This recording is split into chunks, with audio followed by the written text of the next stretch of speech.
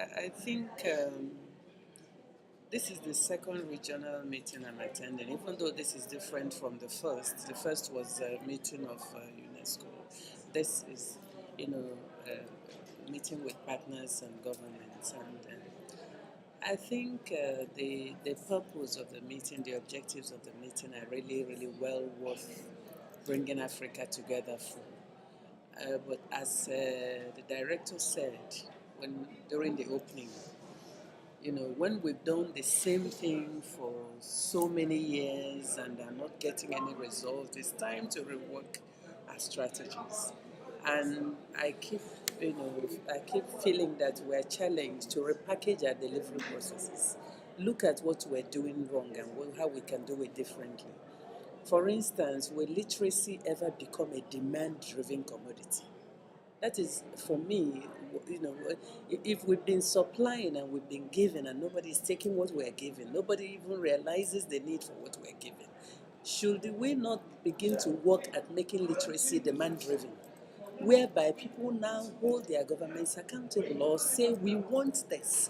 And of course, the heart of this lies in having a literate environment, challenging people to see the inadequacy of not being literate, providing services and making them, creating an environment whereby, or supporting, advocating for governments to create an environment whereby people are each day reminded that there's something missing, that they need to, get in touch with it. Because as it is now, our literates can function very well without being literate. And so why should they want to become literate? And I also think that despite the international support we get, governments owe it a responsibility to place it in the front burner. Because it is when government calls it an issue that government can even say, here, development partners working here with us, you put some of your money here, this is where we want it, and we have already placed something, match it. And then otherwise, if government doesn't take the lead, nobody will follow. So, we owe it a duty to encourage African governments to begin to do that. In fact, for literacy is a political issue. We need to face that reality. But the point is that literacy is political. So it's not everyone that can invest in it.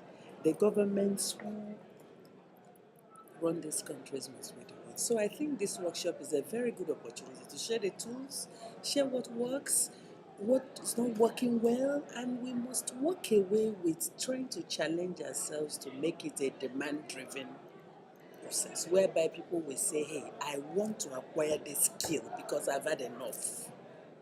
In that sense, our markets will begin to sell. We can begin to receive demands that we'll find difficult even to meet. Mm-hmm. And I think by the end of this meeting tomorrow, from what is coming across countries and, the experiences that people are sharing, I think people will walk away. I definitely hope to walk away with better tools for mobilizing private sector support, for bringing literacy to the front burner of everything that's within country level, and looking at all possible avenues for getting more support, and maybe talking about budget support for literacy, whereby if government places this, they now make it mandatory for people who are partners to match its own budget for literacy.